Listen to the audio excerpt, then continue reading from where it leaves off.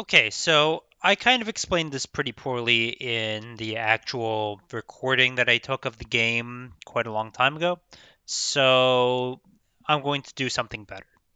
So here I am in a different save that I've got. This is a real progression 0 save, so we are actually on Earth right now, looking at Cape Canaveral Air Force Base. I forgot how to take off in this plane. Thank you. Shit. Please.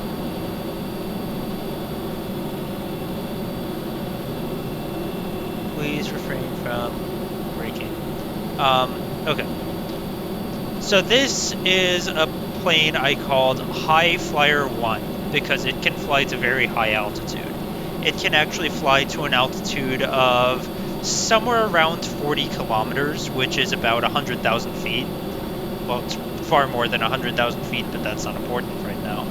I should probably also put the landing gear in because apparently I don't have the Jip Whiz here to remind me of that. And how the fuck does this work? Anyway, get rid of that shit. So here you can see the autopilot that I have mentioned having before.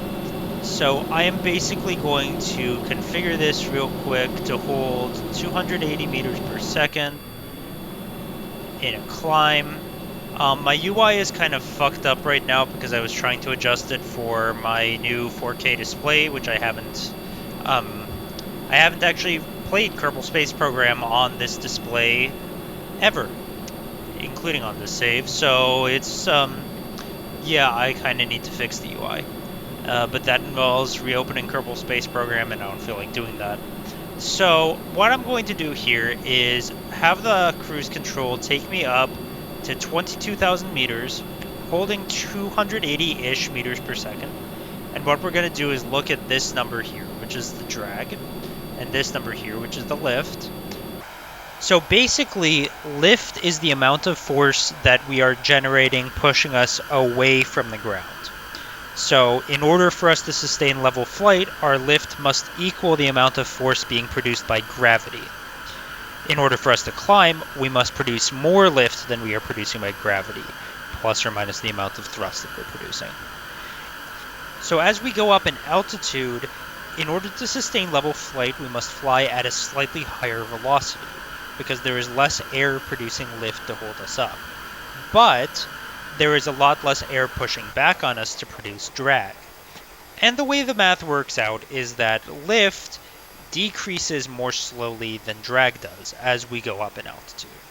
Therefore, increasing altitude and then increasing velocity enough to sustain level flight ends up with a situation where we require less thrust to counter the amount of drag required to keep the same amount of lift to keep us level.